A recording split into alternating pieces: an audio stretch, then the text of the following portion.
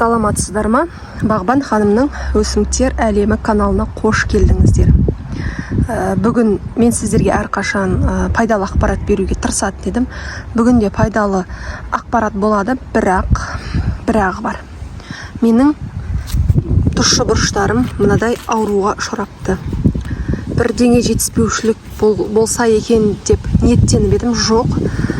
Бұл ауру болып шықты міне. Жапырақты анықтап қарасаңыздар, осындай алапес болып тұрады. Осы алапес ол вирусная мозаика деген ауру. Өте қауіпті ауру. Бұл ауру қаяқтан шығады деп зерттеп едім. Бұл ауру тұқыммен келеді екен. Неге? Себебі егер тұқым жұқтырса сол ауруды, ол тұқым қайталай береді, және ол перецтен шыққан тұқым тағы да жалғасып 50 жылға дейін сақталады екен. Сондықтан мына бұрыштарымызды біз толығымен алып тастаймыз. Және мен еккен кезде әрқашан 2 перец егемін. Қарап тұрсам, бер жақтағы перецім ауруға ұшыраған, ал екінші перецім сау. Енді осы перецке жұқпас үшін тез арада құтылуым қажет. Бұл ауру менде осы бір 2 апта бізде тоқтамастан жаңбыр жауды. Осы жаңбырдың әсерінен мүмкін қозып кеткен болар. Басқа перецтерім Аллаға шүкір сау. Басқа бұрыш деп айтайын, перец, бұрыш түсінікті болар. Осы бұрыштар ауырып тұр, және мына жерде тағы екінші бұрышым ауырып тұр. Міне осы бұрышпен мына бұрышты қазір тез арада көзін жоямыз. Жалпы алып тастағаннан кейін де бақшаның ішінде қалдырмау қажет.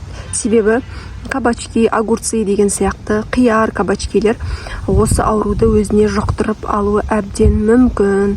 Сондықтан көзін толығымен жою қажет. Қазір алып тастаймын да пакетке салып мусорға тастайтын боламын. Міне перецті енді қолыма не киген жоқпын, негізі вообще жұлып алдым. Міне осылай жұлып алдым перецті тамырымен. Көрдіңіздер ғой, ештеңе қалған жоқ. Және бір жапырақты қасында қалмау қажет. Мынаны қазір тастаймыз. Қасындағы переціміз Аллаға шүкір сау, бірақ сонда да өңдеу жұмыстарын жүргіземін. Аурулардан өңдеу жұмысын жүргіземін. Енді мына екінші перецімді жұлып тастайын.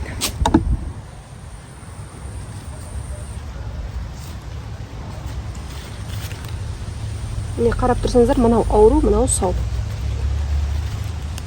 Ойбай.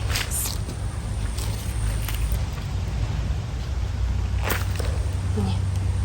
Жұлу оңай болмады. Мына бір переціміз қалды. Вроде ауру емес сияқты, сау сияқты. Бірақ сонда да бұл бұрышқа өңдеу жұмыстарын жүргіземін. Ал мына бұрышты қазір көзін жоя, мусорға тастаймын. Енді бұл ауру қайталанбай шыға деп ниеттенеміз. Менде мынадай препарат бар екен. Негізі бұл ауру емделмейді. Сондықтан басқа да бір ауруларға ұшырамас үшін осы биозащитаны пайдаланамын. Инструкция бойынша 15 мг 10 литр суға араластырамын. Және иммунитет бұрышымыздың немесе кез келген көкөністің иммунитетін көтеру үшін міндетті түрде эпин қосатын боламын. Мысалы, осы 1 мг эпин және биозащитаны қосамын.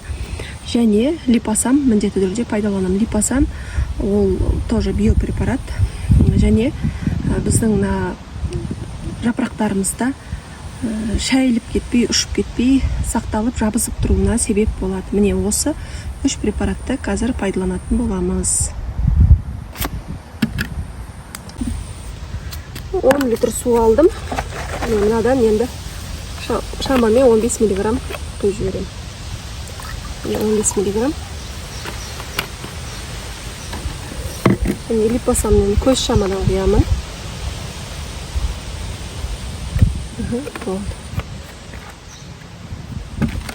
Және эпин экстра. Мынадай экстра флаконда болады.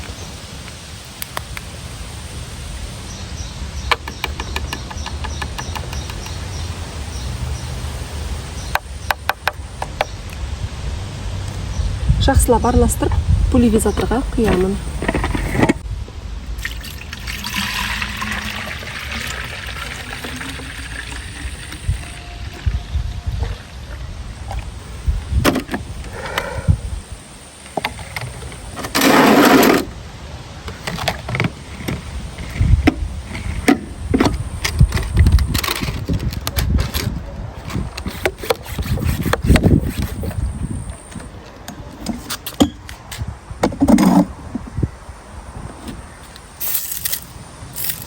жақсылап өңдеп шығамыз.